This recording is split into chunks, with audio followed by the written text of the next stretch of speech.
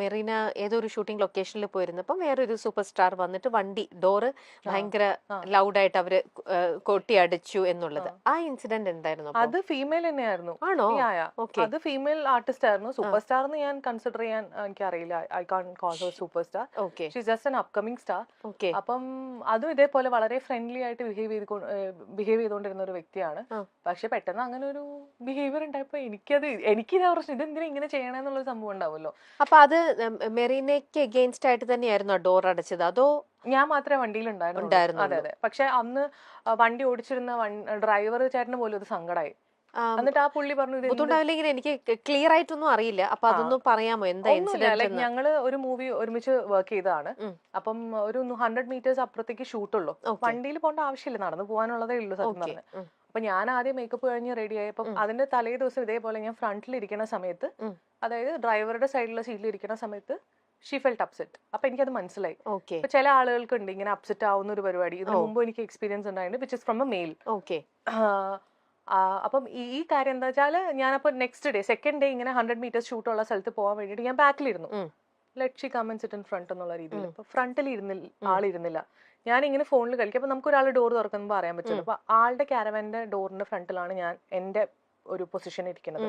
ഞാൻ ഫോണിൽ കളിക്കുമ്പോൾ ആള് തുറന്ന് എന്നെ കണ്ട ഉടനെ ആള് വാതിലടച്ചു. അപ്പൊ എനിക്ക് മനസ്സിലായി. അപ്പൊ ഞാൻ വെച്ചു, ദൈവമേ, ഇന്നലെ ഫ്രണ്ടിലിരുന്നായിരുന്നല്ലോ പ്രശ്നം, ഇന്നിപ്പോ എന്താ പ്രശ്നം എന്ന്. അപ്പൊ അസിസ്റ്റന്റ് വന്നിട്ട് പറഞ്ഞു അടുത്ത വണ്ടി വിട്ടോളാൻ. അപ്പൊ ക്യാരവാനിലെ ചേട്ടൻ അപ്സെറ്റായി, ആൾക്ക് സങ്കടമായി. ആളെൻ്റെ അടുത്ത് എന്തൊക്കെയോ പറഞ്ഞു. ആള് പറഞ്ഞു എന്തായാലും ഇങ്ങനെ അങ്ങനെ ഇങ്ങനെ പുള്ളി എന്തൊക്കെയോ പുള്ളിയുടെ ഒരു വിഷമം പോലെ പറഞ്ഞു. അപ്പൊ എന്റെ അസിസ്റ്റന്റ് ഉണ്ടായിരുന്നു. ഞാൻ വണ്ടിയിൽ നിന്ന് ഇറങ്ങി. ഞാൻ പറഞ്ഞു, ചേട്ടാ ഇനിയും നമ്മള് കൊണ്ടാക്കി തിരിച്ചു വന്ന് ആളെ പിക്ക് ചെയ്ത് പോകുമ്പോഴേക്കും ലേറ്റ് ആവും. അവിടെ ഒരു വലിയ ഡയറക്ടർ വെയിറ്റ് ചെയ്യുന്നുണ്ട്. അദ്ദേഹത്തിന്റെ വയസ്സും അദ്ദേഹത്തിന്റെ ഒരു കരിയർ ഗ്രാഫും നമ്മൾ മാനിക്കണം.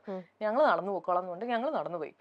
സാർ അവിടെ ഇരിക്കുകയായിരുന്നു. സാർ ഭയങ്കരമായിട്ട് അപ്സെറ്റ് ആയിട്ട് വെച്ച്, എന്ത് ചെയ്യായിരുന്നു നിങ്ങൾ ഇത്ര നേരം, അതിന് ഫുൾ ക്രൂ വെയിറ്റ് ചെയ്യുക. ഞാൻ സാർ എനിക്ക് ഇപ്പൊ പ്രത്യേകിച്ച് ഒന്നും പറയാൻ പറ്റില്ല, ഷോട്ട് കഴിഞ്ഞിട്ട് പറയാം. ഇതാണ് എക്സ്പീരിയൻസ് ഉണ്ടായത്, which is from A female, which I felt bad. എനിക്ക് സങ്കടമായി. ബിക്കോസ് സങ്കടം ആസൻ എന്തിനാ അങ്ങനെ ചെയ്യണേ. അപ്പൊ അത് നിങ്ങളിപ്പോ ഒരുമിച്ച് ഒരു ഷൂട്ടിംഗ് നടക്കുമ്പോൾ, നിങ്ങൾ ഒരുമിച്ച് ഒരു സീൻ വരുമ്പോൾ നിങ്ങളുടെ ആ ഒരു അഭിനയത്തിലോ അല്ലെങ്കിൽ നിങ്ങൾ ഒരുമിച്ചുള്ള സീനിനോ അത് ബാധിക്കും? ഞങ്ങളെ കണ്ട സിസ്റ്റേഴ്സ് ആണെന്ന് തോന്നും, അത്ര സ്നേഹമാണ്. എന്നിട്ട് അവര് ഇതിൽ വരുമ്പോ അവര് വളരെ അത്ര ഫ്രണ്ട്ലി ആയിട്ട് നിൽക്കും. അതെ അതെ അതെ. അതൊരു കഴിവാണെന്ന് എനിക്ക് തോന്നുന്നു. ശരിക്കും അവര് ജീവിതത്തിലും ഇതിലും റീലിലും ഭയങ്കര ബുദ്ധിമുട്ടല്ലേ ചേച്ചി, കൺസിഡറിങ് അവർ അങ്ങനെ ജീവിതത്തിലും സിനിമയിലും അഭിനയിക്കാന്ന് പറയുമ്പോൾ അവർക്കൊരു സ്വിച്ചിങ് ഇല്ലേ, അവർക്ക് റിയാലിറ്റി ആയിട്ട് സ്വിച്ചിങ്. ആ പേഴ്സണാലിറ്റി എത്ര ഫേക്ക് എന്നപ്പോ ഒന്ന് മനസ്സിലാക്കിയ പോരെ. അവരെവിടെയാ ജെനുവിൻ ആവാറുള്ളത്? ഞാനിപ്പോ യൂസ് ടു ആയി. കാരണം നമുക്ക് ഇങ്ങനെ ഫേക്ക് ആയിട്ടുള്ള ആൾക്കാരെ കണ്ട് എനിക്ക് ശീലമായി. ഞാൻ പറയാം, എക്സ്പീരിയൻസ് ഫീമെയിൽ മെയിൽ എല്ലാം ഉണ്ട് എനിക്ക്. മെയിൽ ആയിട്ടുള്ള ഒരു ആക്ടർ ഇതേപോലെ ഞാനും വേറൊരു ആർട്ടിസ്റ്റും കൂടെ ഇരിക്കുന്ന സമയത്ത് പുള്ളി ഫ്രണ്ടിലിരുന്നു. ഫ്രണ്ടിലുള്ള സീറ്റ് നമ്മൾ ഒഴിച്ചു കൊടുത്തു, ബിക്കോസ് ഈഗോ അടിക്കണ്ടെന്ന് വെച്ചിട്ട്. ആള് വണ്ടി കയറി ഉടനെ എന്നെ കൺട്രോളർ വിളിച്ചിട്ട് നമ്മൾ കേൾക്കെ പറഞ്ഞു, എന്നാ പിന്നെ യൂണിറ്റിലെ ആൾക്കാരും കൂടെ കയറ്റായിരുന്നില്ലേ വണ്ടിയിൽ നിന്ന്. ഞങ്ങൾക്കത് സത്യം പറഞ്ഞാൽ ഭയങ്കര, ഞങ്ങൾ വിചാരിച്ചു ഇയാളെന്താ ഇങ്ങനെ സംസാരിക്കണം, യൂണിറ്റിലെ ആൾക്കാരെന്താ മോശമാണോ, ആ ചേട്ടന്മാരും പണിയെടുക്കുന്ന ആൾക്കാരല്ലേ ശരിക്കും. എന്നിട്ട് അവിടുന്ന് തന്നെ പുള്ളി വേറെ കാറിൽ കയറിപ്പോയി.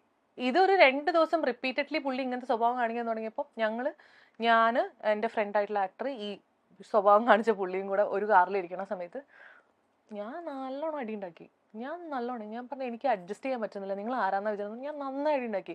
അപ്പം കാറിന്റെ ഷോട്ട് പൊക്കോണ്ടിരിക്കുക, ഫ്രണ്ടിൽ ക്യാമറ സെറ്റ് ചെയ്തിട്ടുണ്ട്. ഡയറക്ടർ ഇങ്ങനെ കുനിഞ്ഞിരിക്കുന്നുണ്ട്. ഡയറക്ടർ മറീന മിണ്ടല്ലേ എന്ന്. ഞാൻ പറഞ്ഞു സഹിക്കുന്നതിന് ഒരു പരിധിയില്ലേ, ഇതാണ് എന്താണെന്ന് വിചാരിച്ചുകൊണ്ട് ഞാൻ കുറെ പറഞ്ഞു. അപ്പോൾ ആൾക്ക് മനസ്സിലായി. ആള് പറഞ്ഞു താൻ റെഡി ആകുമ്പോൾ സ്റ്റാർട്ട് ചെയ്യാമെന്ന്. ലൈക്ക് ഞാൻ റെഡി ആകുമ്പോൾ നമുക്ക് ഷോട്ട് സ്റ്റാർട്ട് ചെയ്യാമെന്ന്. എനിക്കന്ന് ശരിക്കും ഇൻസൾട്ടഡ് ആയിട്ടേ, I felt like I should react. ബാക്കിയുള്ളവർ പേടിച്ചിട്ട് പറയില്ലാന്നേ. പേടി എന്താന്ന് വെച്ചാൽ ഇപ്പൊ ഈ ഡയറക്ടർ പോയിട്ട് ആക്ടർ എടുത്ത് എന്തെങ്കിലും പറഞ്ഞാൽ ആക്ടർ പറയാം നാളെ മുതൽ ഞാൻ വരില്ല, അവളോട് സോറി പറയാൻ പറയാം, അല്ലെങ്കിൽ നാളെ മുതൽ ഞാൻ വരില്ല, നിങ്ങൾ എല്ലാവരും യൂണിറ്റുകാരെല്ലാവരും വന്നിട്ട് സോറി പറയാൻ പറഞ്ഞെങ്കിൽ ഇവര് വലഞ്ഞു. കാരണം പ്രൊഡ്യൂസർ പൈസ എത്രയും നഷ്ടാവും, ഡയറക്ടർക്കും ഈ കാല് പിടിച്ച് നടക്കണ്ടേ. അപ്പൊ എനിക്ക് പറയാനുള്ള ഞാൻ തന്നെ പറഞ്ഞു. അമർ അക്ബർ അന്തോണി, ഹാപ്പി വെഡിങ്, എബി, ചങ്സ്, വികൃതി, 21 ഗ്രാംസ്, കുറുക്കൻ, വിവേകാനന്ദൻ വൈറലാണ് എന്നിവയാണ് മെറീന മൈക്കിൾ എന്ന നടി നമുക്ക് നൽകിയ മികച്ച ചിത്രങ്ങൾ. വിനീത് ശ്രീനിവാസന്റെ നായികയായി മെറീന മൈക്കിൾ ഏറെ ശ്രദ്ധ നേടിയിട്ടുണ്ട്. ഒരു ഇന്റർവ്യൂവിൽ മെറീന മൈക്കിൾ പങ്കുവച്ച വാക്കുകളാണ് ഇപ്പോൾ ശ്രദ്ധ നേടുന്നത്. തന്റെ സുഹൃത്തായി പെരുമാറിയിരുന്ന നടി ഒരു ഹൈപ്പ് കിട്ടിയപ്പോൾ സ്വഭാവം മാറിയതിനെക്കുറിച്ചും ആ നടി തന്നോട് മോശമായി പെരുമാറിയതിനെക്കുറിച്ചുമാണ് മെറീന മൈക്കിൾ പറയുന്നത്. തന്റെ മുന്നിൽ ഡോറ് വലിച്ചടച്ചതിനെക്കുറിച്ചുമൊക്കെ മെറീന മൈക്കിൾ തുറന്ന് സംസാരിക്കുന്നുണ്ട്. ആരാണ് ആ നടിയെന്ന് കമന്റുകളിൽ നോക്കിയാൽ ഗ്രേസ് ആന്റണി എന്ന് പറയുന്നുണ്ട്. വിവേകാനന്ദൻ വൈറലാണ് എന്ന സിനിമയുടെ പ്രൊമോഷൻ സമയത്താണ് ഈ കാര്യങ്ങളെക്കുറിച്ചെല്ലാം ചർച്ചകൾ നടക്കുന്നത്. അവതാരകയുടെ ചോദ്യത്തിനാണ് മറീന മൈക്കിൾ മറുപടി പറയുന്നത്. എന്താണ് ആ നടിയുമായുള്ള പ്രശ്നം? അങ്ങനെയുള്ള ചോദ്യങ്ങൾക്കാണ് തന്നോട് വളരെ മോശമായ ഒരു നടി പെരുമാറിയതിനെക്കുറിച്ചും താൻ അതിനെ എങ്ങനെ റിയാക്ട് ചെയ്തു എന്നതിനെക്കുറിച്ചുമെല്ലാം മറീന തുറന്ന് സംസാരിക്കുന്നത്. ഓക്കെ. മെറീനയുടെ ലൈഫിൽ നേരത്തെ ഏതോ ഒരു ഇന്റർവ്യൂലൊക്കെ പറഞ്ഞതായിട്ട് കേട്ടിട്ടുണ്ട്. റിലേഷൻഷിപ്പ് ഉണ്ടായിരുന്നു, ബ്രേക്കപ്പ് ആയി. അപ്പൊ അങ്ങനത്തെ ഒരു ഇൻസിഡന്റ് വരുമ്പോൾ അതൊക്കെ ശരിക്കും ആരാണെങ്കിലും നമ്മളൊരു ബ്രേക്കപ്പിലേക്ക് വന്നു പോയുമ്പോൾ അതൊരു മെയിലോ ഫീമെയിലോ ആരാണെങ്കിലും ശരിക്കും നമ്മളൊരു ജെനുവനായിട്ട് നിന്ന റിലേഷൻ ആണെങ്കിൽ നമ്മളെ വല്ലാണ്ട് അത് വേദനിപ്പിക്കുന്ന ഒരു കാര്യം തന്നെയാണ് അല്ലെ. അതിൽ നിന്നും നമ്മൾ തിരിച്ചു വരിക എന്ന് പറയുന്നത് സൈഡിൽ നിന്ന് പറയുന്നവർക്ക് ഈസിയാണ്, പക്ഷെ അത് അനുഭവിക്കുന്നവർക്കേ അറിയുള്ളൂ അത് എത്ര ഹാർഡാണ്, എത്ര ദിവസം എടുക്കും അതിൽ നിന്നും ഇതായിട്ട്. മെറീനയ്ക്ക് ആ ഒരു സിറ്റുവേഷൻ ഈ പറയുന്ന പോലെ വേറെ പലരുടെയും കഥകൾ കേട്ടൊരാളെന്നുള്ള രീതിയിൽ മെറീനയ്ക്ക് സെൽഫായിട്ട് അങ്ങനെ ഒരു എക്സ്പീരിയൻസ് വന്നപ്പോൾ അതിൽ നിന്നുള്ള ഒരു ഇതെന്ന് പറയുന്നത് മെറീനയ്ക്ക് ഈസി ആയിരുന്നോ, അതോ മെറീനയും ഈ പറയുന്ന പോലെ സ്റ്റക്കായോ? ഇല്ല, ഞാൻ ഒരിക്കലും സ്റ്റക്ക് ആയിരുന്നില്ല. ടു ബി വെരി ഫ്രാങ്ക്, ഒരിക്കലും സ്റ്റക്ക് ആയിരുന്നില്ല. ഞാൻ എൻ്റെ 100% എല്ലാ റിലേഷൻഷിപ്പിലും കൊടുത്തിട്ടുണ്ട്. ബിക്കോസ് കരിയറും പേഴ്സണൽ ലൈഫും മെയിൻറ്റെയിൻ ചെയ്ത് പോകാന്ന് പറയുന്നത് വെരി ബിഗ് ടാസ്ക്. അത് അറിയായിരിക്കും, യു ഹാവ് എ ഫാമിലി അല്ലേ. അപ്പം നമ്മൾ വർക്കിന്റെ ഇടയിൽ അല്ലെങ്കിൽ സിനിമയിൽ എന്തെങ്കിലുമൊക്കെ നല്ല വർക്കുകൾ വരണം എന്ന് ചിന്തിക്കുന്ന സമയത്താണ് ഇവിടെ ഈ പറഞ്ഞ പോലെ ഒരു പേഴ്സണൽ ലൈഫിൽ നമ്മുടെ ലൈഫിൽ ഒരു പാർട്ട്ണർ വേണമെന്ന് വിശ്വസിക്കുന്നത്. ഫസ്റ്റ് തിങ് ഞാൻ പറഞ്ഞില്ലേ, അത് ഞാൻ വിറ്റ ബിൽഡിംഗ് ആണ്. ഒരു ബിൽഡിംഗ് ഞാൻ കൊടുത്തൊഴിവാക്കി, വിച്ച് ഇസ് അവിടെ എന്ത് നടക്കുന്നു എന്നുള്ളത് എനിക്ക് അറിയേണ്ട ആവശ്യമില്ല. പക്ഷേ എപ്പോഴും എനിക്ക് ഉണ്ടായിരുന്ന എക്സ്പീരിയൻസ് എല്ലാം ഈ പറഞ്ഞ പോലെ എന്നെ ചീറ്റ് ചെയ്യുക, അല്ലെങ്കിൽ എനിക്ക് സമയം ഉണ്ടാവില്ല ഇവിടെ എന്താ നടക്കുന്നതെന്ന് അറിയാൻ വേണ്ടിയിട്ട്. അപ്പൊ എന്റെ പ്രോബ്ലം ആരും എടുത്ത് കൊണ്ടുപോയിട്ടുണ്ട്, അവിടെ എന്താ പരിപാടി എന്ന് എനിക്കറിയില്ല. എന്റെ പ്രോബ്ലം സോൾവ്, അതങ്ങനെ പോയി. ഞാനൊരു 100% എല്ലായിടത്തും കൊടുത്തിട്ടുണ്ടെന്നാണ് ഞാൻ വിശ്വസിക്കുന്നത്. അപ്പൊ ലേറ്റർ ഓൺ ഒക്കെ എനിക്കത് വളരെ പോസിറ്റീവായിട്ട് തന്നെ തോന്നിയിട്ടുള്ളൂ. ലൈക്ക് അത് പോയല്ലോ, അല്ലെങ്കിൽ എനിക്കതൊരു എക്സ്പീരിയൻസ് ആയിട്ട് തന്നെയാണ് ഞാൻ കരുതുന്നത്. ബുദ്ധിമുട്ടുണ്ടാവും, കാരണം ഒരുപാട് കാലം നമ്മുടെ കൂടെ നടക്കുന്ന ഒരാൾ പെട്ടെന്ന് നമ്മുടെ ലൈഫിൽ നിന്ന് പോകുമ്പോൾ ചെറിയൊരു ബുദ്ധിമുട്ടുണ്ടാവും. കാരണം ഞാൻ പറഞ്ഞില്ലേ, അത്ര ഞാൻ അങ്ങനെ സർക്കിളിലേക്ക് ആൾക്കാരെ എടുക്കാറില്ല. ചെറിയൊരു ബുദ്ധിമുട്ടുണ്ടായിട്ടുണ്ടാവും, പക്ഷെ ഒരാഴ്ചയിൽ കൂടുതലൊന്നും അതും ഈ കരഞ്ഞു പിഴിഞ്ഞു നെവർ, അങ്ങനത്തെ ഒരു പരിപാടിയേ ഇല്ല. അത് വെരി സ്മൂത്ത് ആയിരുന്നു. ഞാൻ വളരെ ജെന്യൂൻ ആയിട്ട് പറയാണ്. എന്റെ കൂടെയുള്ള എല്ലാവർക്കും വെച്ചാൽ ഫ്രണ്ട്സിന് എല്ലാവർക്കും പറയാം ഇങ്ങനെയാണെന്നുള്ളത്. സോ മേ ബി അവർക്കും ഒരു ചിന്ത ഉണ്ടാവും ഞാൻ കുറച്ച് ടോക്സിക് ആണെന്ന്. കാരണം ഇവർക്കൊരു പ്രശ്നം ഇല്ലല്ലോ. അതെ, ഇത്ര കൂളായിട്ട് പോകുന്ന കാണുമ്പോൾ പെട്ടെന്ന് അപ്പൊ നമ്മുടെ ഭാഗത്താണോ മിസ്റ്റേക്ക്, അതുകൊണ്ടാണ് ഇവൾ ഇത്ര കൂളായിട്ട് നിൽക്കണേ എന്നുള്ളൊരു. ലാസ്റ്റ് ഉണ്ടായിരുന്ന റിലേഷൻഷിപ്പ് വളരെ പ്രശ്നമുള്ള റിലേഷൻഷിപ്പ് ആയിരുന്നു. ഭയങ്കര ടോക്സിക് എന്ന് പറഞ്ഞാൽ ഞങ്ങൾ ഭയങ്കര പീസ്ഫുൾ ആയിട്ടുള്ള റിലേഷൻഷിപ്പിൽ അപ്കൊണ്ട് ഭയങ്കര അണ്ടർസ്റ്റാൻഡിങ്, ഭയങ്കര നല്ല രീതിയിൽ പോകുന്ന റിലേഷൻഷിപ്പ് ആയിരുന്നു.